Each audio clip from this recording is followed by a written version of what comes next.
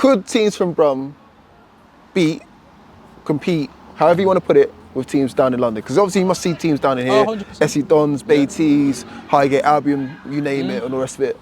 Could they compete and competing wise, 100% yes. Yeah. And the reason why I say that is, and I think somebody else touched on this when they was talking to you before, the Nationals, if we're based on like the Nationals and how good teams are, London for me has the best exposure of football. Yeah. Are the pioneers, so big old SC Dons, Baiteze, even out to Palmer's, the Wall, all these teams, like the exposure, because I think London's a networking city where people will work together. But I think if you're looking outside the city, Birmingham have always had ballers, Liverpool have had ballers, Manchester have had ballers, and other cities. So I think competing wise, 100%.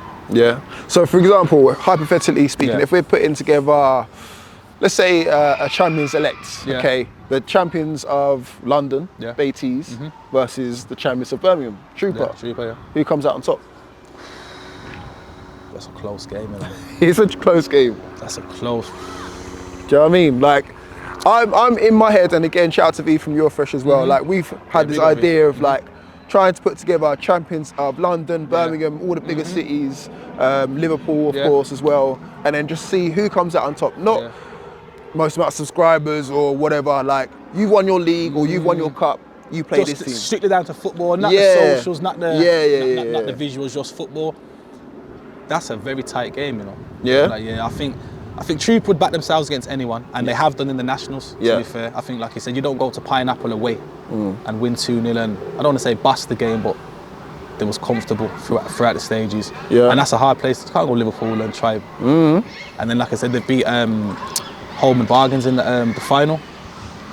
But again, I know what Baiteze bring to the table, man. Like I watch these teams. Like I said, I'm not gonna sit and pretend I don't watch other channels. Like I do. Like they're the pioneers, and I learn from them, and you know what I mean? I think in a one-off match, I can't call it, bro. But I can't call it. But I think, and I'm around Troopers, so I know Troopers' team in depth. I've seen Baiteze potentially change their team 3 times, if that makes sense. SC Dons have gone through a transition of changing their team and all that. But I think in a one-off game, you know, I think the Troops probably edge it, you know. Yeah, man, and that's based off they're the national champions, man. You gotta respect it. My only thing is like, and I watch it. Sound biased because I'm around them. I'm from Birmingham as well, but what's your take on it? My take is like I've seen Baiteze a few times in live and fashion. Obviously more recently in the cup final as well. Stopping that front three in terms of pace is a problem. Yeah, it's mad. Josh Asude got in behind, scored 2 goals. Problem. You've got Ruben on one side. Tricks galore, and then you've got Doku on the other side, they call him, on the other side. It's crazy. Crazy. So I don't know, I haven't seen the back line, I'm just going off your words and, you know, I respect your opinion as well like that. No, it is, man. I think like it's hard, like I said, to judge Baiteze off what I see off their highlights. Because there's a whole game to watch, and I think, like I said, highlights can be a bit misleading, not from them, just in general. Because you can't put everything in the game, but I think the only thing we can do is we get it on, man. That's it, guys. What are you waiting for? I'm meant to stir the pot a little bit, man. Come on. I'd love to see that game, man. Selfishly, as a football fan, like, because the only winner is going to be football. Football wins overall. Not to sound too cheesy or whatnot, but that's massive, man. It's true, and it's fans of both teams that would love to see it as well. I've got another one for you. So, Rubery, who came second against SC Dons. See, Rubery's team's a joke, you know. They've probably signed and got on their books three 11s that could all start. Yeah, so I think if you get Rubery's team on the day, I think they beat anyone as well. Really? But again, I've been an SC Dons fan, and I've watched them from the inception to where they are now, and it's probably hard to judge it on where they are at the moment, because I think at their own standards they're probably not where they want to be.